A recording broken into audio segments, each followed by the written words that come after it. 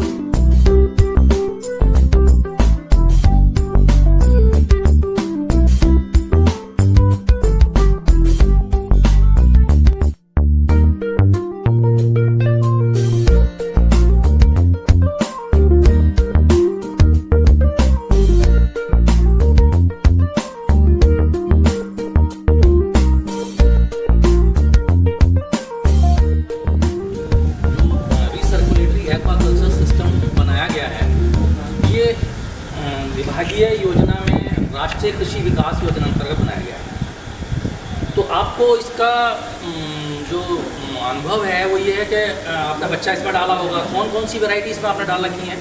सिंगी प्रजाति की मछली है। सिंगी प्रजाति की जी, और कुछ एक दो टैंकों में हमने अभी ट्रायल के तौर पे IMC डाल दिया है। IMC भी डाल रखी है। अच्छा अच्छा। तो सिंगी प्रजाति जो आपकी डाली हुई है वो लगभग क्या वज़न उसका हो गया होगा? इस टाइम उसका वजन करीब 40 से 50 ग्राम का हो गया है। 40 से 50 ग्राम। अच्छा ठीक है। अच्छा, इसमें अभी आप जैसा आपने गत वर्ष में ये मार्च में स्टार्ट किया है, अभी कुछ आपको इसमें लाभ या किसी प्रकार का कोई हानि? हानि तो कोई नहीं है। अभी क्या है कि अभी और 1-1.5 महीने में या 2 महीने में निकालने हो जाएंगी ये। अच्छा। तो हानि तो कोई नहीं है इसके अंदर। मतलब अभी आपने केवल इसमें अभी हमने स्टॉकिंग करा है। जी जी। और वो अब 1-2 महीने बाद आप निकालें। जी जी। अभी इसके अंदर आपके कितना स्टॉक किया होगा आपने लगभग में? लगभग 4 लाख के लगभग। 4 लाख तो ज़्यादा हो गया थोड़ा सा आपका। लेकिन आप जो है इसको बाइफरकेट कर लेना। हाँ जी हाँ जी। इसे अलग अलग कर लेना। एक टैंक की कैपेसिटी के हिसाब से लगभग 30-40 से ज़्यादा नहीं होना। हाँ, वो 10 टैंक है, उसी हिसाब से हमने लगभग 40,000 के लगभग 40-50 हज़ार टैंक डाला। हाँ हाँ। तो ये इसको आप इस तरीके से कर लीजिएगा। और कोई आपको इसमें जो है किसी प्रकार की बात बता सकें आप जो है अपना अनुभव किसी प्रकार का? नहीं, बहुत अच्छा काम है।